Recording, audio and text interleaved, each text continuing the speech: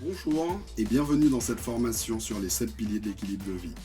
J'ai envie de vous appeler les authentiques. Et pourquoi j'ai envie de vous appeler les authentiques? Pour une raison qui est simple. Les 7 piliers de l'équilibre de vie sont la base et la colonne vertébrale d'une méthode que j'ai mise en place il y a 6 ans qui s'appelle la reprogrammation authentique. L'objectif de cette reprogrammation authentique, qu'est-ce que c'est? C'est de se dire que nous n'avons pas conscience d'à quel point la construction de l'individu que nous sommes est intimement liée à notre culture, à notre éducation, à nos expériences individuelles, peut-être aux attentes que le monde extérieur avait sur nous, nos parents, nos conjoints, nos proches, nos amis. Et l'idée, c'est de se demander, si aujourd'hui vous avez le sentiment que vous êtes bien dans votre peau, comment faire pour le maintenir? Et si aujourd'hui vous avez le sentiment que vous auriez aimé, peut-être dans votre quotidien, de mieux profiter du temps présent, peut-être de prendre de la distance sur certains événements, d'avoir une meilleure régulation émotionnelle, d'avoir le sentiment d'accomplissement quotidien, ce qui ne va pas en opposition avec le fait de s'améliorer dans le quotidien. La méthode de la reprogrammation authentique, c'est une méthode qui permet à tout un chacun de s'accepter comme il est, avec ses qualités et ses défauts, de prendre conscience qu'il est ce qu'il est et qu'il n'a pas envie d'être autre chose que ce qu'il est, si ce n'est que d'améliorer certaines choses selon son bon vouloir et non pas selon les sollicitations du monde extérieur, et surtout d'avoir à sa disposition en permanence les moyens, les ressources d'avoir un quotidien avec plus de légèreté, plus de confort, plus de bien-être. Pour ce faire, j'ai mis en place cette base des 7 piliers de l'équilibre de vie. Cette base, elle a quoi pour origine? Je suis passionné du développement de la psyché, de la personnalité, de la psychologie individuelle et du comportement depuis maintenant 25 ans. J'ai été pendant longtemps en quête de la méthode qui me permettrait de mieux me connaître et de mieux interagir avec le monde extérieur. Force est de constater qu'à force de me former dans des méthodes rationnelles et pragmatiques ou ésotériques et spirituelles, qu'on en revenait souvent à utiliser les mêmes leviers pour pouvoir permettre à l'individu de reprendre une vie pleine, comblée, de reprendre une vie dans laquelle il se sent épanoui. L'idée, c'est que j'ai récupéré les points de convergence de ces différentes méthodes et je les ai associés dans cette colonne vertébrale que sont les 7 piliers que vous allez découvrir maintenant. Je vais vous citer ces 7 piliers et nous, ensemble, nous les découvrirons tout au long de cette formation. Le premier pilier, c'est le pilier du temps. Pilier qui est essentiel, prendre conscience du temps, vivre le temps en conscience, avoir à l'esprit que nous avons plusieurs relations au temps qui sont liées aux interactions de notre quotidien. Découvrir ces différentes relations et les vivre en conscience pour pouvoir avoir de l'impact, de la prégnance sur ces relations. Pilier du temps, tant en termes d'organisation qu'en termes de temps ressenti, qu'en termes de cycle de répétition dans nos vies. L'idée étant pour nous de vivre le temps de la meilleure façon qui soit, de ne pas subir des impatiences, de l'empressement et de ne pas non plus avoir le sentiment qu'on perd son temps. Le deuxième pilier, c'est le pilier des espaces. Nous n'avons pas conscience d'à quel point les espaces dans lesquels nous sommes en interaction ou les espaces que nous avons pour nous-mêmes ont de l'influence sur notre bien-être au quotidien. Nous n'avons pas conscience d'à quel point il faut prendre soin de ces espaces, les choisir et savoir s'éloigner des espaces qui sont trop toxiques pour nous, tellement ça nous puise de l'énergie. Le troisième pilier, c'est le pilier qui nous permet d'observer les déclencheurs des différentes formes de violence auxquelles nous sommes assujettis au quotidien. La violence physique, la violence psychique et la violence verbale. L'idée est pour nous d'identifier ces différentes sources de violence pour pouvoir nous en éloigner ou en tout cas apprendre à les réguler. Le quatrième pilier, qui n'est pas des moindres, est un pilier divisé en 4 sous-classes. Il s'agit du pilier des 4 S. Le premier S, c'est pour le sommeil. Le sommeil qui est certainement l'élément le plus important dans nos vies. Il faut savoir que quelqu'un qui a une bonne qualité de sommeil a la possibilité de réguler 80% des problématiques qu'on rencontre dans une vie, que ce soit en termes d'angoisse, en termes de santé, en termes de ressenti, en termes d'émotion. Le sommeil est capital et important. Et l'idée est de comprendre comment fonctionne notre sommeil, quel est le profil qu'on a en tant qu'individu, et surtout quoi faire pour l'améliorer. Le deuxième S de ce pilier des 4 S, c'est le sport. Pourquoi? Parce que nous sommes des individus à la base nomades. La vie occidentale nous a sédentarisés et de plus en plus d'éléments, d'avancées technologiques, de choses qui entrent dans nos vies, nous poussent en fait à rester immobiles.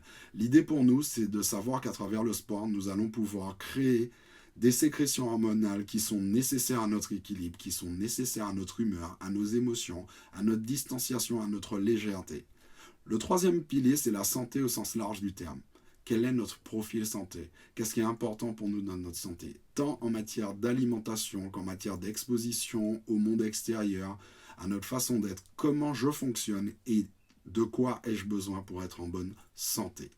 Non pas comment faire pour ne pas être malade, mais comment faire pour être bien dans mon corps, être bien dans ma tête et pouvoir avancer dans mon quotidien avec une forme d'équilibre.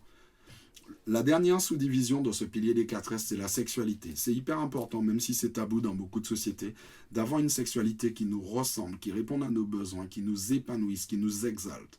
Et l'idée est de parler de la sexualité et d'accepter notre sexualité avec ses besoins, ses limites, ses attentes, son seuil de tolérance, son seuil d'exigence. Le 5e pilier en fait de cette méthode, c'est la sécurité. Quelle est notre relation avec notre sentiment de sécurité ? Comment je me sens en sécurité ? Vous allez remarquer que certains individus auront plus de facilité à sortir de cette fameuse zone de confort pour aller dans une zone d'opportunité que d'autres. Des fois, c'est lié à notre expérience, à notre histoire de vie, à notre éducation. Des fois, c'est lié juste à certaines phrases qu'on nous a répétées dans notre quotidien.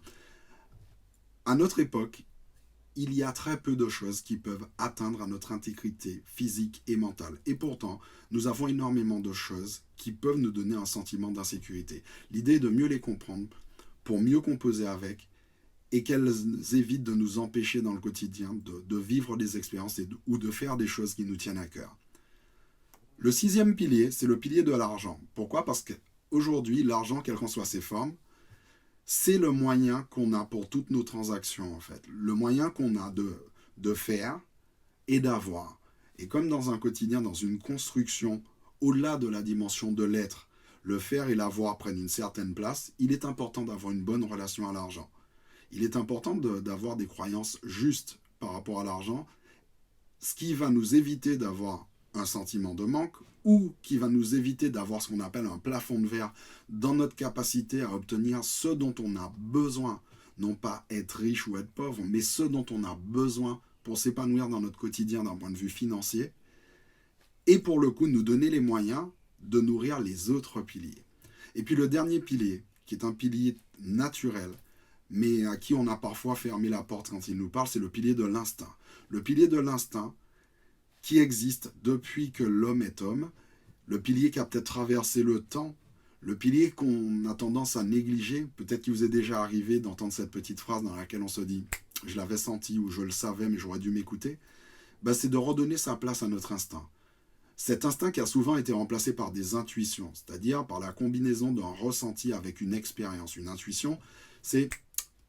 On dirait qu'il y a de la similitude avec une situation que je connais. Un peu comme quand on regarde un film et qu'on découvre le tueur, à force d'avoir vu des films de type policier ou de type suspense, on commence à avoir en tête suffisamment de scénarios pour pouvoir faire des hypothèses qui paraissent justes.